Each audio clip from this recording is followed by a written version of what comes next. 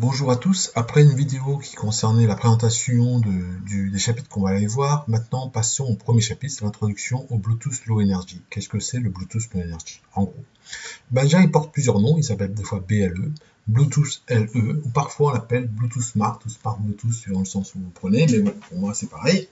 Voilà, donc on parle de Bluetooth Low Energy. Alors, rien que par son nom, on a compris que ça faisait une faible consommation d'énergie.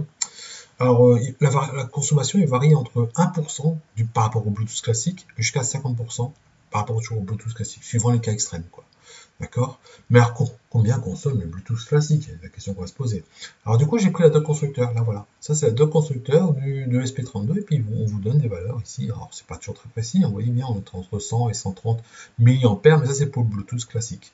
Et le BLE, ben, il va être dans cet ordre-là. Il est soit de 1%, c'est-à-dire quelque chose comme 1 milliampère, ou jusqu'à 50%, jusqu'à 50 milliampères par rapport de consommation. Voilà, suivant le cas de figure, suivant ce que vous êtes en train de faire. Le Bluetooth classique est prévu pour les équipements qui consomment donc, qui n'ont pas beaucoup de stockage d'énergie, pas beaucoup de moyens de stocker l'énergie. Typiquement les objets connectés. D'accord, tout ce qu'on utilise pour les sportifs, un cardiogramme, enfin quelque chose qui permet de mesurer le rythme cardiaque, les montres, voilà, connectées qui mesurent le nombre de pas, etc. Alors, le BLE est prévu pour le transfert de petites quantités de données. Donc, c'est souvent des toutes petites quantités. On parle de quelques.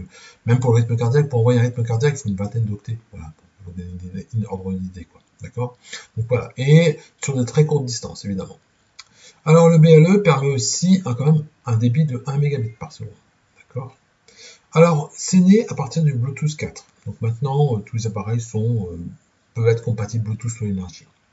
Alors, le Bluetooth Energy, il existe en fait deux types de données. Il y a les Bluetooth classiques et le Bluetooth Low Energy. Le Bluetooth classique, il sert à traiter un transfert de données, un flux. Typiquement de l'audio. Quand vous avez un capteur, un casque audio, et ben vous êtes en Bluetooth classique. Quand vous les placez en Bluetooth Low Energy, ça nécessite des passages de petites quantités de données. Typiquement, voilà, 20, 30 octets, 50 octets, voilà. C'est très limité, mais qui permet à partir de là d'envoyer des données et de récupérer rapidement. Donc c'est pour des petites applications qui ont besoin, par exemple, un capteur. Voilà. Vous mettez en place un capteur, vous voulez communiquer de temps en temps avec lui, ben, voilà, c'est une toute petite donnée qu'on va récupérer. Alors, il ne faut pas que ce soit faut pas qu'il y ait de continuité dans le Bluetooth. Le Bluetooth Energy il fonctionne par client-serveur. On l'appelle, il répond, il vous envoie la donnée, puis ça arrête, il attend. Il faut un certain temps. C'est pas du flux continu. Voilà, c'est ça qu'il faut penser. Alors le voilà, où on se trouve. Donc on a le Smart Bluetooth, le voilà, d'accord. Donc on a tous les appareils qui sont Smart Bluetooth, on va trouver un certain nombre, d'accord, qui sont en Bluetooth, et puis le Smart Bluetooth qui est de ce côté. Pardon, j'ai inversé les choses. Donc ça communique des petites quantités de données, voilà, tout simplement. D'accord, des capteurs de température, rythme cardiaque, voilà, des petites informations. Alors vous avez une très très bonne doc ici sur GitHub. Alors c'est Neil Coben, quasiment celui qui a créé tous les exemples qu'il y a dans Arduino IDE, c'est lui qui les a fait. Donc vous trouverez beaucoup de choses, beaucoup d'informations sont disponibles ici, donc si vous voulez vous renseigner, commencez par chercher les exemples dedans, vous aurez plein d'exemples. Ils sont déjà faits, ils sont pas mal, mais ils sont parfois assez sophistiqués à comprendre. Moi je vais de toute façon vous expliquer tout ça en détail, mais vous pourrez vous inspirer de ça pour écrire, ça ira, copier-coller, ça ira plus vite. Voilà, donc n'hésitez pas à aller voir les exemples dans l'Arduino IDE. Mais c'est lui qui a tout fait, Neil Coben, c'est une référence en la matière.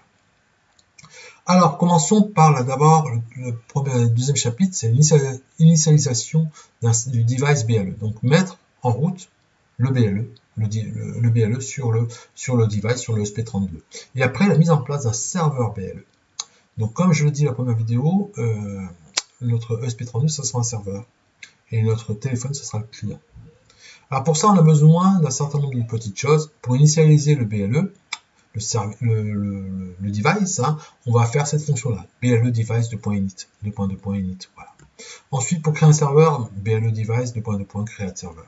Ensuite, pour lancer l'advertising, c'est-à-dire on parle de publicité, enfin la communication pour qu'il soit vu, d'accord? Puisque c'est un serveur, il faut qu'on le voit pour qu'on puisse s'adresser à lui. Et ben, c'est get advertising start. Voilà, on démarre la publicité, d'accord? La vision, d'accord? Pour être vu. Puisque c'est un serveur, il faut qu'on le voit. Attention, alors je me dis une petite attention ici, c'est qu'il faut que votre appareil soit appairé. Donc, vous la première fois, vous ne pouvez pas utiliser un RF Connect si vous n'avez pas appairé pour l'instant votre votre téléphone avec le SP32. Mais bon, le programme marchera, sauf que vous ne pourrez pas le voir dedans tant que c'est pas fait. Enfin, il me semble, il faudrait vérifier, mais il me semble que oui. Alors, la première chose à faire, eh ben, c'est très simple, on a besoin de deux librairies.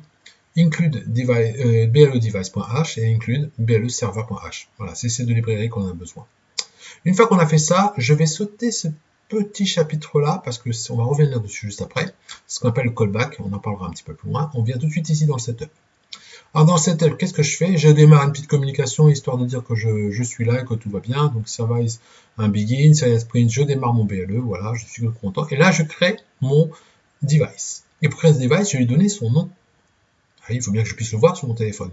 Alors je vais l'appeler BLE2.init, et puis là, je mets son nom. D'accord? La fonction, on l'a donnée juste au-dessus, entre guillemets, le nom. Ensuite, je crée un serveur. Pour créer un serveur, qui va s'appeler mon serveur chez moi, et ben voici la même fonction que tout à l'heure. Donc BLE serveur, de cette serveur-là, je crée, alors l'étoile là, vous vous en occupez, mais il faut la laisser, hein. My server égale BLE create server. Voilà. Et là, j'ai créé un serveur.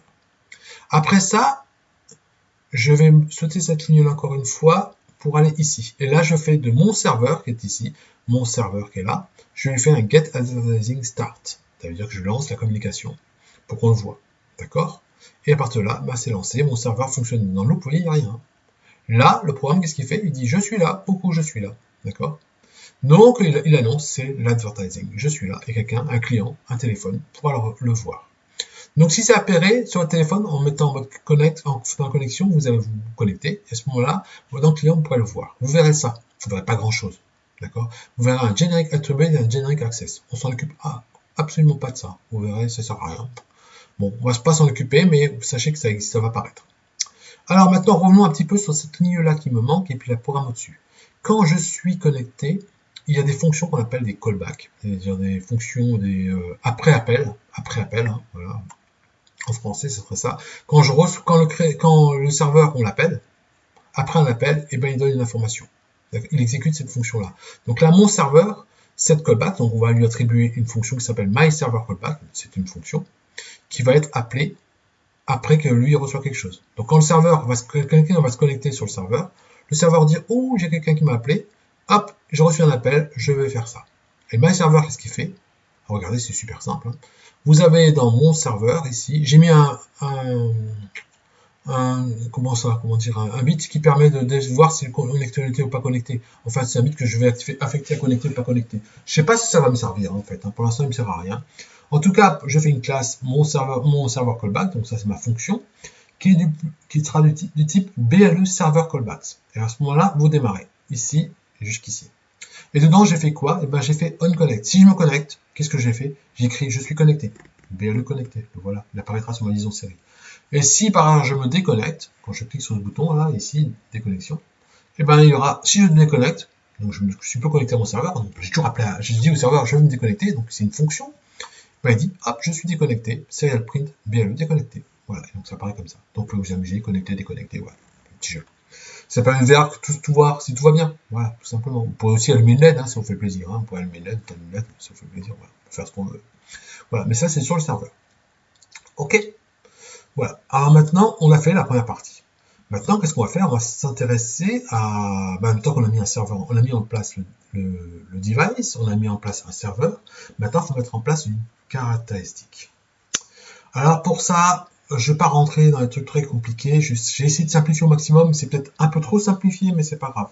Ça mérite d'être clair comme ça, plus facile pour moi de comprendre. On parle de profil. Un profil, qu'est-ce que c'est? C'est la structure d'un service BLE, d'un BLE, d'accord, d'un device. Le profil. Dans le profil, il y a des services. Et pour chaque service, on va avoir des caractéristiques. Donc, on a un BLE, voilà, est structuré en profil. La structure d'un profil est composée d'un ou plusieurs services. On va voir qu'on pourra en mettre plusieurs, évidemment. Hein. Chaque service contient au moins une caractéristique, là, voilà. En général, c'est une data hein, qu'on met dedans. Hein, avec un service et simplement un ensemble d'informations, par exemple, une information d'un capteur. Voilà. Alors, vous voyez que ici, si vous regardez bien mon profil, il y aura un nom, un identifiant unique pour le service, un identifiant unique pour la caractéristique et un identifiant unique pour une description. Ces trois-là sont indépendants. Vous voyez, service avec un numéro, caractéristique un numéro, une description avec un numéro. Description un petit peu sans arrêt, même pas beaucoup. D'accord? Alors pour faire tout ça, on a besoin de quoi? On a besoin d'une fonction qui s'appelle BLE.serveur.createService. Et ouais. Une fois qu'on a créé un service, on va créer des caractéristiques, donc créer des caractéristiques. On va utiliser cette fonction, BLE de service de point caractéristique. Voilà, maintenant à partir d'un service, je crée une caractéristique. Et à partir d'une caractéristique, je crée un descripteur, une description. D'accord? Voilà. Et pour démarrer un service, j'utilise la fonction BLE start, service.start. Voilà, évident. Alors qu'est-ce qu'il nous faut? Il faut commencer par créer d'abord ces trois identifiants. Alors pour ça, je vous conseille, donc on retrouve dans mon programme principal ce qu'on a vu tout à l'heure, le BLE device, le BLE serveur, etc. Et maintenant voilà mes trois identifiants. Je les ai appelés service UID, caractéristique UID, description UID, descripteur UID. Pour les générer, les valeurs que vous avez là, vous avez un UIDGénérateur.net, je l'ai mis là, mais bon, vous pouvez en trouver plein sur internet, c'est très facile. Je ne sais pas s'il y en a d'autres, moi je prends celui-là tout le temps. Ensuite, une fois que j'ai généré ces trois UID qui sont pris de manière complètement aléatoire, on s'en fiche complètement, c'est des numéros, ils ont un certain format, mais c'est tout. Voilà. Ensuite, je crée ce qu'on appelle une caractéristique. Alors, pour créer une caractéristique, je dis que c'est un BLE caractéristique, une caractéristique de BLE, de Bluetooth. Elle s'appelle ma caractéristique, et puis je vais donner son identifiant, ce numéro-là.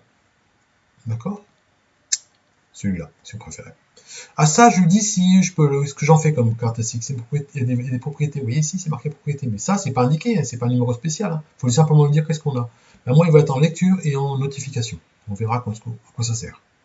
Enfin, on va lui donner un descripteur. Et là, je vais lui accrocher de nouveau un descripteur. Je vais créer un descripteur, d'accord, avec son UID à lui. Vous voyez que l'UID du descripteur, il est différent de la caractéristique. Bon, ok. Je retrouve ici mon callback qu'on avait vu tout à l'heure sur le serveur. On s'en occupe plus, c'est juste pour afficher, connecter, déconnecter. Ok, on s'en souviendra. Ensuite, j'ai créé un capteur qui vaut la valeur 57. Pourquoi? Parce que moi, je veux rentrer une valeur 57. Et value ici va valoir 57. Tout le reste, j'ai mis un petit parce que c'est ce qu'on a vu tout à l'heure. On lance le serveur, on crée un device, on crée un serveur. Bon, voilà. Maintenant, passons à la partie service, parce que c'est ça qui nous intéresse. Alors, on va créer un service create the service BLE service. Donc, BLE service, hop, de nouveau, étoile pour mon service create service UID. Voilà. Donc, c'est là qu'on va retrouver l'UID de mon service. D'accord? C'est exactement la même structure que pour un serveur, d'ailleurs, sauf qu'il n'y avait pas d'UID.